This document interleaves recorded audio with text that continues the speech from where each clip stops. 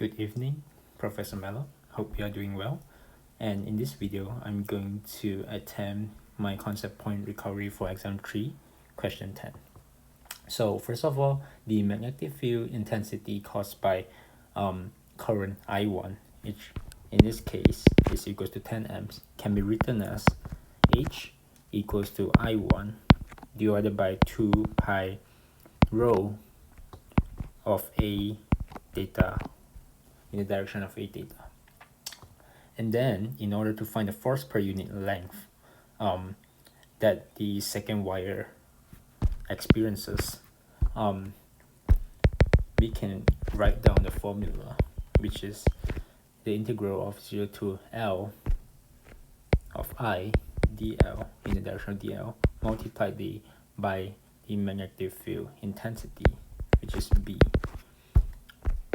And then we can write down the current, which in this case we are trying to find, which we can just write as I of dz in the direction of z multiplied with the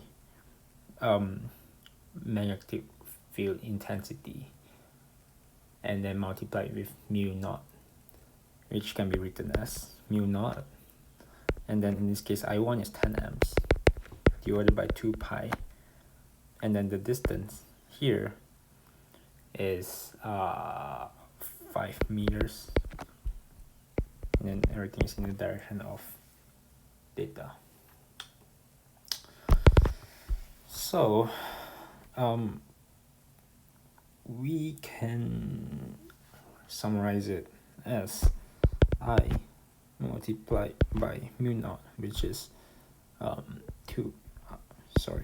4 pi times 10 to the power of -7 h divided by m multiplied by 10 amps divided by 2 pi of 5 meters.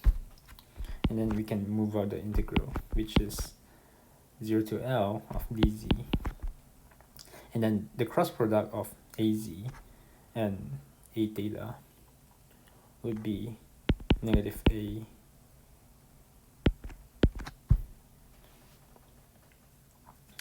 rho. Okay, so after that we can just do the math, which is 1, 2, and then pi divided by pi 1 of 2, and then this thing would be equal to I of, this would be equals to L of negative a rho. So if you move L over to the side of F2, we can get the force per unit length, which is F2L, and then negative of I 4 times 10 to the power of -7 of a rho Newton per meters. And then since we're given that the force per unit length that the second wire experiences is 2 times 10 to the power of -6 Fa of x Newton per meters. Okay, so we can rewrite this as 20 times 10 to the power of -7, and then I 4 times 10 to the power of -7 must be equals to that, so I will be 5 amps.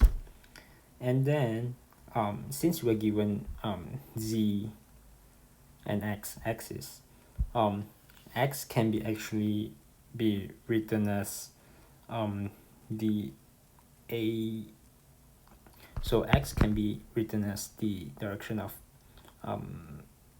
rho actually.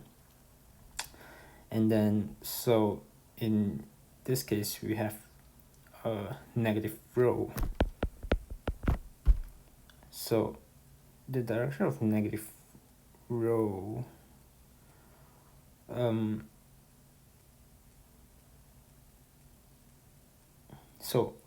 give me a second. So rho is actually in this direction, So this direction will be of negative rows, because if you use the right hand thumb rule, and then if we put it on the wires, we can see that the fingers are pointing here, which means that this is row. So negative row would be in the other direction.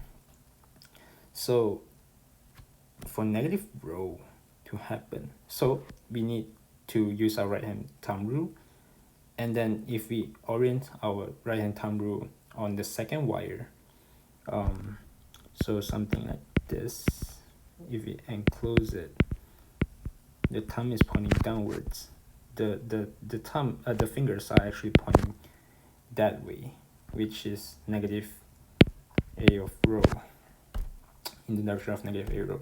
So we can see that in order for this to happen, the current would need to actually travel downwards. So therefore the current should be traveling in the negative a of z direction.